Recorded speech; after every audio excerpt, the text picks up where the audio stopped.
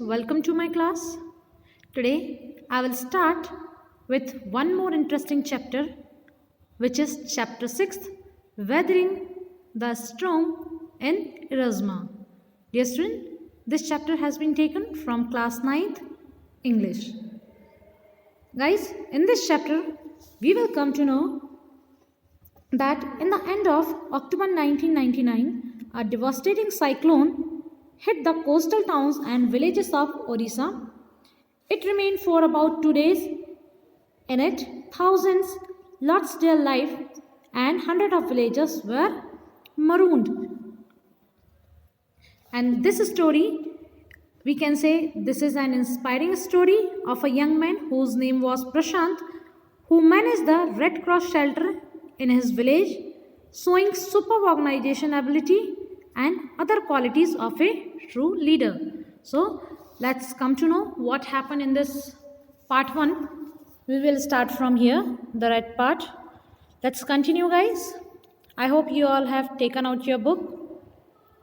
The cyclone that hit Odisha in October 1999 killed thousands of people and devastated hundreds of villages.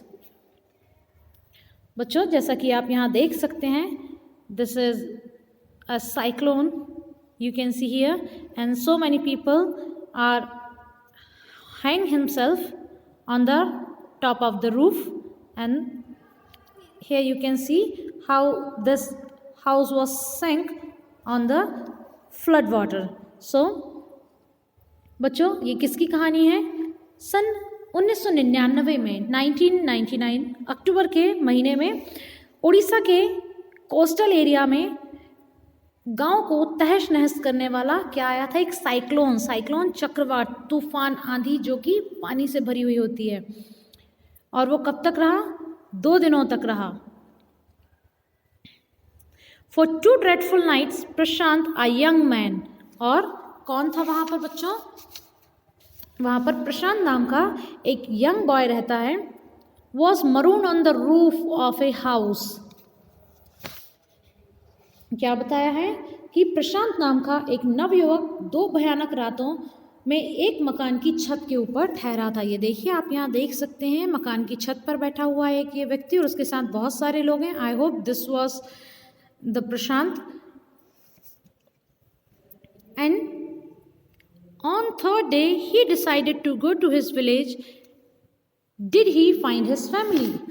2 दिनों तक उस चक्रवात के चले जाने के बाद देखते हैं क्या प्रशांत अपनी फैमिली से मिलने के लिए गांव जाने के लिए जब तैयार होता है तो क्या उसे वाकई में अपना गांव मिल पाता है या वहां उसे अपने लोग मिल पाते हैं या नहीं। इस पार्ट में बच्चों हम इसी चीज़ के बारे में पढ़ेंगे। तो मैंने आपको इसका इंट्रोडक्शन दे दिया है कि स्टोरी एक प्रशांत नाम के लड़के के बारे में है जो अपना अदम्य साहस दिखाता है। कब? जब ओडिशा के कस्बे में, तटीय इलाकों में चक्रवात दस्तक देता है 1999 में और 2 दिनों तक भारी तबाही मचा कर रखता है। तो चलिए देखते हैं। ऑन 27 अक्टूबर 1999, कब की बात है बच्चों? 27 अक्टूबर 1999 को, 7 years after his mother's death. किसकी माँ के मृत्यु के 7 साल के बाद प्रशांत की माँ की डेथ हो जाती है। उसके 7 सालों के बाद ये जो साइक्लोन आता है तब की कहानी यहाँ बताई है। Prashant had gone to the block headquarters to Ersama. Guys, Ersama means एक उड़ीसा के एक गांव या कस्बे का नाम है इरस्मा। और अपनी माँ की मृत्यु के 7 साल के बाद प्रशांत अपने गांव से कहाँ जाता है? एक दूसरे गांव की ओर जाता है। Had gone to the block headquarters, एक कस्बे में जाता है, हेडक्वार्टर्स में जाता है। A small town in coastal Odisha, some 18 kilometres from his village. अपने गांव से 18 किलोमीटर दूर इस इरस्मा गांव में प्रशांत जाता है। To spend the day with a friend, किस लिए जाता है? अपने दोस्त के साथ एक दिन बिताने के लिए। जनरली जैसे कि आप, हम और दूसरे लोग भी जाते हैं। In the evening a dark and menacing storm quickly gathered. पर अचानक से क्या हो जाता है वहाँ पर? जब प्रशांत अपने मित्र के यहाँ पर रुके हुए थे तो शाम के वक्त अचानक बहुत तेजी से एक काला और भयंकर तूफान आ जाता है। मिनेसिंग मीन्स थ्रेटनिंग, इट मीन्स धमकाने वाला, गरजाने वाला। Winds beat against the houses with a speed, और क्या हुआ कि हवाएं इतनी तेज थी ऐसा लग रहा था कि वे घर के विपरीत बह रही। इट मीन्स ऐसा प्रतीत हो रहा था कि कुछ ही देर में ये हवाएं घरों को भी उड़ाकर ले जाएंगी। विथ अ स्पीड, बहुत तेज गति से। And fury that Prashant had never witness before, और इसके पहले प्रशांत ने कभी सोचा भी नहीं होगा, कभी सपने में भी नहीं सोचा था इस तरीके का तूफान आने वाला था। Heavy and incessant rain filled the darkness. अब चूँकि हवा, आंधी और तूफान बहुत अधिक मात्रा में थे, इसलिए हैवी एंड incessant रेन अब क्या होने लगी, भारी और लगातार बारिश ने जो अंधेरा था उसको और भी अधिक क्या कर दिया, गहरा कर दिया। बच्चों, आपको भी पता है जब कभी बहुत तेज बारिश होती है, हवा आंधी तूफान आता है तो घर से बिजली गायब हो जाती है, चारों तरफ क्या हो जाता है, अंधेरा हो जाता है। And ancient trees were uprooted, और जो पुराने से पुराने पेड़ थे वो क्या हो चुके थे, uprooted and crashed to the earth.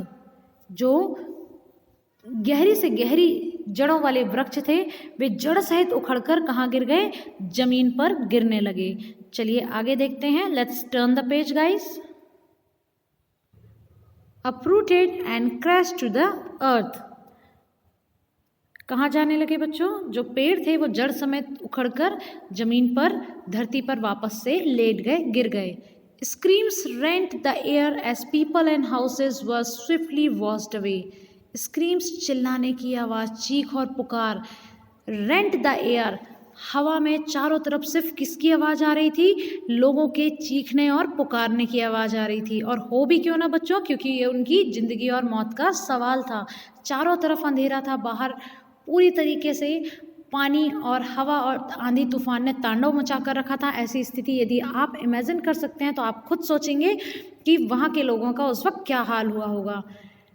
As people and houses were swiftly washed away, वे इसलिए चीख रहे और चिल्ला रहे थे, ऐसा लग रहा था कि ये जो हवा, आंधी और तूफान है धीरे से, आराम से, बहुत ज़ोरों से उनके घरों को और उन्हें बहाकर अपने साथ लेकर चला जाएगा। स्विफ्टली, बहुत तेज गति से। The angry water swirled into his friends house. Angry water किसके लिए कहा गया है बच्चों, अब जो फ्लड आई हुई थी आंधी तूफान के साथ, ये जो बाढ़ का, तूफान का, साइक्लोन का पानी था वो स्विल, भंवर बनाता, स्विल गोल गोल घूमता हुआ। आपने भी देखा होगा नदी या जब बहुत अधिक बाढ़ आती है तो भंवर जैसी बनने लगती है, तो उसी भंवर में प्रशांत को क्या लगने लगा था कि ये जो बाढ़ का पानी है स्विल्ड इनटू हिज फ्रेंड्स हाउस, जिस दोस्त के घर में प्रशांत रुका हुआ था उसके घर को भी ये बहाकर ले जाएगी। नेक डीप, और ये जो पानी था वो कहाँ तक आ चुका था, जिस जगह प्रशांत रुका हुआ था प्रशांत के गले तक पानी आ चुका था। इट मीन्स थोड़ा सा पानी यदि और बढ़ता तो हो सकता है प्रशांत और उसके फ्रेंड और आसपास के जितने लोग थे उनकी डेथ भी हो सकती थी। चलिए देखते हैं। The building was of bricks and mortar and was strong enough to survive the devastation of the winds velocity of 350 kilometre per hour. और क्या बताया, the building was of brick and mortar. Building कैसी थी, किसकी बनी हुई थी, उसके दोस्त के घर की बिल्डिंग जो थी ईंटों से, और मोटर जो सीमेंट और गारा और चूना रहता है, इट मीन्स उससे मजबूती से बनाई गई थी। And was strong enough to survive, और जो दीवार थी वो इतनी मजबूत थी कि सर्वाइव करने के लिए, उस बाढ़ के पानी को से घर को गिराने से रोकने के लिए जो घर था वो सक्षम था। Survive the devastation of the winds velocity of 350 kilometre per our. It means कि वो भवन और ईंटों का घर था और वो इतना मजबूत था कि उसने 350 किलोमीटर की गति वाली जो devastating wind, devastating means destroy करने वाली, विध्वंस, नाश मचाने वाली तूफानी हवा का मुकाबला किया था। But the cold terror of the family grew with the crashing of trees that had got uprooted and fallen on their houses। अब चूंकि घर तो उनका गिरने से बच गया था, लेकिन फैमिली को किस चीज़ का डर लगा हुआ था? But the cold terror of the family grew with the crashing of trees. अब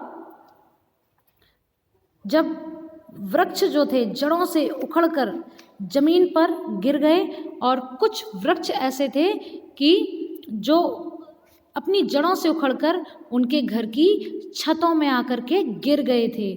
ठीक है, इससे उनके परिवार को थोड़ा सा डर लग गया था कि भाई मकान तो बच गया, लेकिन इस तरीके से यदि पेड़, बड़े बड़े पेड़ यदि इस घर के ऊपर गिरते रहेंगे और साइक्लोन की जो रफ्तार है 350 किलोमीटर पर आवर है, यदि इसी तरीके से रही तो वो घर ज़्यादा देर तक टिका नहीं रहेगा, और यदि ऐसा ही रहा तो उनका घर और वे सभी लोग बह जाएंगे और हो सकता है उन सबकी क्या हो जाए, डेथ हो जाए। तो ये इतनी सारी चीज़ें प्रशांत के फ्रेंड, उनकी फैमिली और सभी के दिमाग में चल रही थी।